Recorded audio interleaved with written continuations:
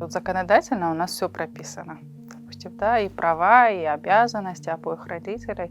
Вот. Вопрос в том, что как конкретно какая ситуация конкретной семье по взысканию алиментов, потому что есть несколько вариантов. Можно взыскать по соглашению сторон. Вообще просто родители идут к нотариусу, заверяют соглашение, прописывают там все. Другой вариант, если, к примеру, через приказное производство, это тоже быстро.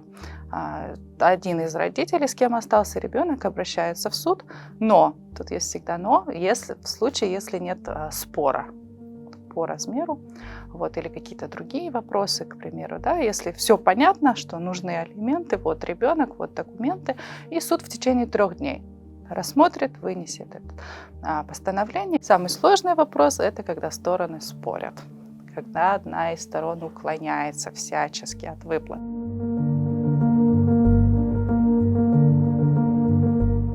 Для того, чтобы взыскать алименты, не обязательно люди должны быть в зарегистрированном браке.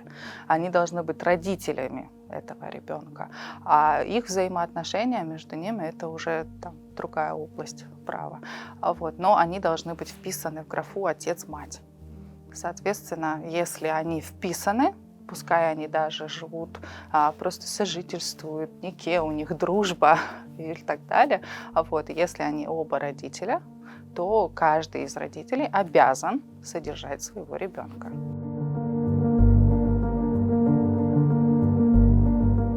Нужно устанавливать отцовство, собирать доказательства.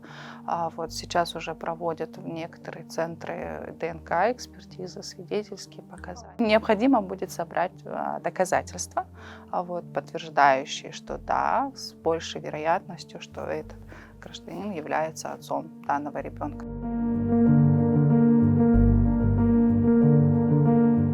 Мама должна также понимать, что она может взыскать и средства на свое содержание до исполнения ребенку 3-летнего возраста. Вот, потому это тоже как бы посильная помощь на содержание самой мамы, которая ухаживает за этим ребенком. Вот, что кроме ребенка еще на алименты имеет право и мама, ну или второй родитель, который непосредственно занимается воспитанием.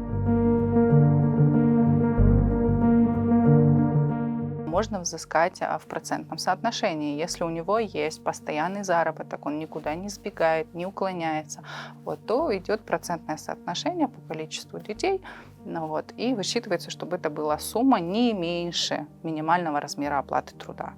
Вот. Если у него, к примеру, меняющийся заработок в натуре, в иностранной валюте, к примеру, да, и когда это сложно высчитать, вот, тогда суд может присудить в твердой сумме ему, например, оплачиваешь вот такую-то, такую-то сумму. А если он безработный, резко часто бывает, когда у нас сразу все становятся безработными, лишь бы не исполнять решение суда, еще лучше. Тогда сумма будет рассчитываться из средней заработной платы. И будь добрый, устраивайся на работу и оплачивай, изыскивай сам эти средства на содержание ребенка.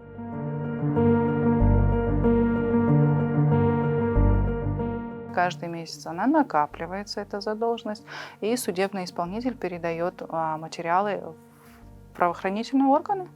И сейчас, вот с 1 декабря, это лицо подлежит ответственности уже в рамках Уголовного кодекса.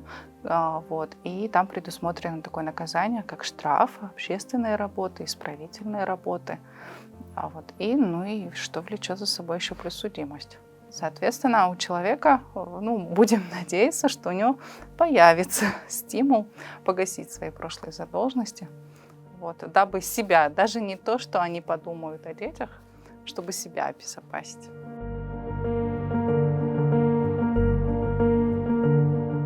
У нас есть соглашения между государствами и ратифицированные конвенции, то далеко не убежишь. Вот. И, к примеру, с ближайших стран, с той же с Российской Федерацией, можно Есть процедура определенная, когда эти лица, они обязаны, они будут там работать, возможно, даже зарабатывать больше, чем если они бы здесь зарабатывали, оплачивать, перечислять сюда средства на содержание ребенка. Другой вопрос, если они уезжают в государства, с которыми у нас нет соглашений. Тут сложнее. Процедура не предусмотрена. Это сложнее по взысканию. Но если, как говорится, под лежачий камень и вода не течет. Если ничего не делать, ничего не получишь.